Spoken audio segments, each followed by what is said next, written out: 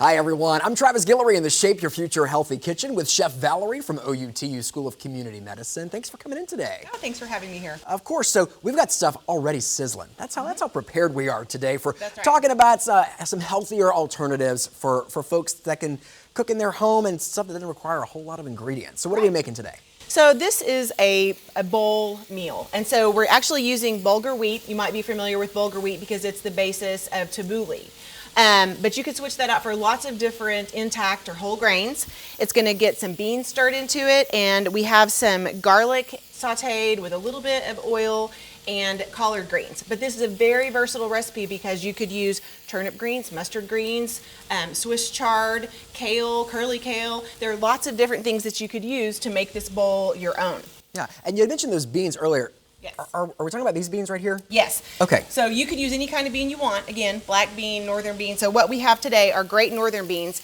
And these actually are the reduced sodium, if you're trying to watch your sodium, and most people are or should be. So these are just going to get stirred right in. But what's important to remember is that also, even though these are reduced sodium, if you rinse these in water and under a colander or in a colander, that's going to take another 50% of the sodium out of the beans. Oh wow, so even the low or reduced sodium, if you rinse them, you're still taking half of that reduced sodium, which is already reduced, Yes. out. Wow. Right.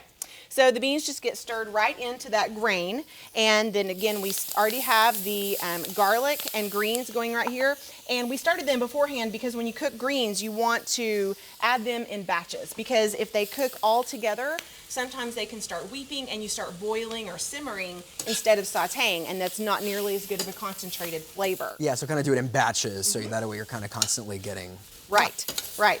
And speaking of flavor, this is a very basic dish. We just have a little, we're gonna do just a pinch, like a quarter of a teaspoon of salt and a quarter of a teaspoon of ground pepper. But then on top of that, you could also add some flavor combinations of lemon, garlic, chili flakes. You could do kind of an Asian with green onions, garlic, and ginger. And then so just different combinations to kind of make it your own. Yeah. Okay. So these are just about ready.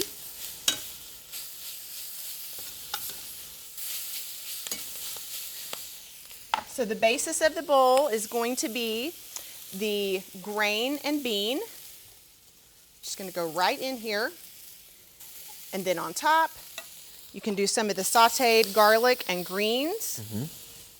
And again, add those flavor combinations with cilantro, cumin, lime zest. They would just go right on top. Right, and you want to watch the salt intake though. That's kind of one of the main things here too. So whatever you do put on top, you want to make sure you're not overdoing it or making something too seasoned or making things too salty there. Right. Great, and this is something that's super filling too, because you have that wheat in there, and so that's something that's really filling for you. Right. So once again, an easy thing to make, not a whole lot of ingredients. You can use stuff that's in a can if you want to rinse it. So definitely something super easy for folks to make. Well, thanks for coming in today. Once again, Chef Valerie from OUTU School of Community Medicine in the Shape Your Future Healthy Kitchen.